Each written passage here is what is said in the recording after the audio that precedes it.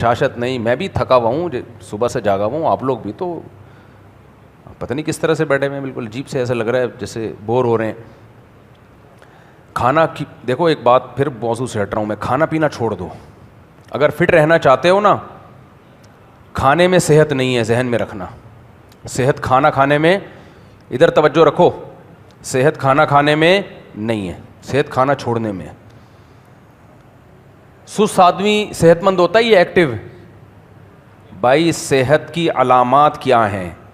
جو ایکٹیو نظر آ رہا ہے, آپ ڈاکٹر کیا کہے گا یہ صحت مند ہے؟ یہ جو ٹھس, جیسے آپ میں سے بہت سے لوگ مجھے نظر آ رہے ہیں, ڈاکٹر ان کو کہیں گے یہ صحت مند ہے. ایکٹیو آدمی صحت مند. ایکٹیونیس باڈی میں کھانا کھانے سے بالکل بھی نہیں آتی ہے, دماغ سے نکال دو. یہ پرانے زمانے میں بیوقوف بنائے ہوئے جو کھاؤ کھاؤ کھاؤ تاکہ کیا ہو جاؤ صحت مند. ہرگز نہیں. میں تو تابعین کے حالات پڑھ کے حیران ہو گیا ہوں. پوری زندگیاں روزے رکھے اور 100 سالیں عمریں. بھائی اتنے روزے رکھ کے اتنی لمبی عمر کیسے بنا لی انہوں نے؟ پوری زندگی روزے. ایک مہینہ روزے میں کیا حالت ہو جاتی ہے انسان کی, کیسی ویکنس ہوتی ہے. تو ان کو کیوں نہیں ہو رہی؟ بھائی کھانا چھوڑنے کی عادت ڈالو.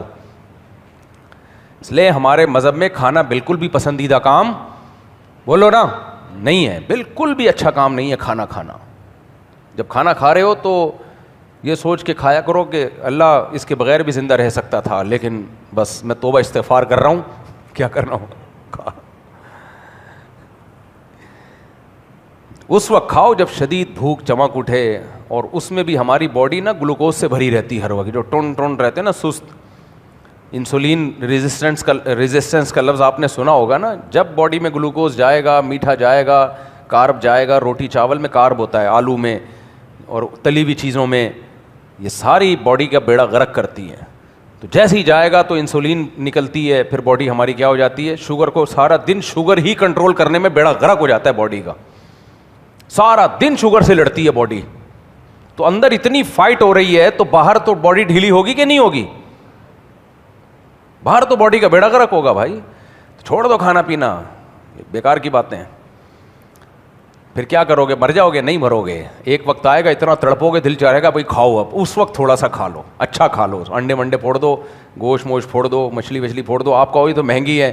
سارا دن جو پراٹھوں پہ اور روٹیوں پہ پھوڑتے ہو وہ مہنگا ہے, اور کوالٹی والی خوراک تھوڑی کھا لو گے, وہ کیا ہوگی؟ وہ سستی ہوگی. یعنی جب بیلنس کرو گے نا تو سستی نکلے گی. خیر ٹاپک میرا نہیں ہے, لیکن کیا کروں, جب میں لوگوں کی صحتیں دیکھتا ہوں نا, اور دیکھتا ہوں ابھی دیکھو رات مجھے کہیں دعوت میں لے گئے زبردستی گھسیٹ کے 12 بجے, تو کیا کرتا آدمی. میں نے تو 2-4 نوالے کھائے, پھر چھوڑ دیا. میں نے کہا نہیں, مر جائے بھوک, کوئی نہیں بھوک سے مرتا, ذہن میں رکھو آپ. اس لیے عادت ڈالو نہ کھانے کی. بہت کھا لیا زندگی بھر, مدہ ذلہ لا لیا, جو سامنے آیا کھا لیا. اب نہ کھانے کی عادت ڈالو. دیکھو زندگی نہ بن نہ جائے, مزہ نہ آئے, پیسے واپس, ایسی صحت ہو جائے گی ٹائٹ. چھوڑ دو کھانا پہ.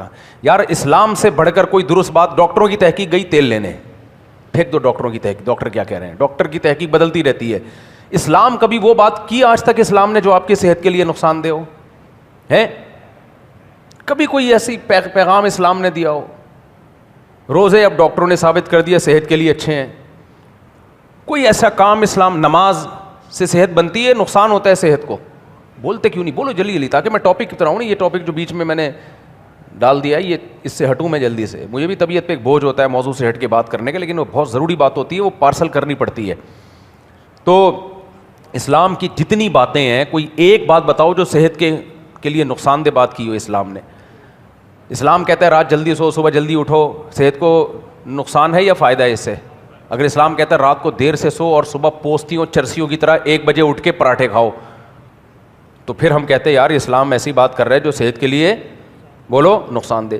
نبی صلی اللہ علیہ وسلم نے فرمایا ہر مسلمان پر لازم ہے کہ ہفتے میں کم از کم 1 دفعہ غسل کرے. کم سے کم ہے, یہ اس سے زیادہ بھی کر سکتے ہیں. تو اب بتاؤ کم از کم 1 دفعہ غسل کرنا, اس سے صحت کو فائدہ ہوتا ہے یا نقصان ہوتا ہے؟ فائدہ ہوتا ہے. کیا خیال ہے بھائی؟ بغلوں کے بال صاف کرو, اس سے فائدہ ہے نقصان ہے؟ فائدہ ہے, فائدہ ہے. جراثیم سے پاک ہو جاؤ گے بھائی. نبی صلی اللہ علیہ وسلم ناک 15 دفعہ دھوتے تھے اور اچھی طرح ناک کو صاف کرتے تھے. اس سے صحت کو نقصان ہے؟ فائدہ ہے, فائدہ ہے. اسلام نے مسواک کو متعارف کروایا ہے. دانتوں کا صاف کرنا یہ متعارف کس نے؟ آپ ہسٹری اٹھا کے دیکھو, جب اسلام نہیں تھا لوگ دانت صاف نہیں کرتے تھے. بادشاہ کے رائل فیملی کے لوگ بھی دانت نہیں صاف کرتے تھے. یورپ میں تو 400-500 سال پہلے تک رواج ہی نہیں تھا. میں نے ایک عربی کی کتاب کا ترجمہ کیا تھا, وہ عرب نے بڑی زبردست کتاب لکھی تھی, اس میں یورپ کے کلچر کو بیان کیا. وہ عربی کتاب تھی, مجھے کسی نے دی ترجمے کے لیے.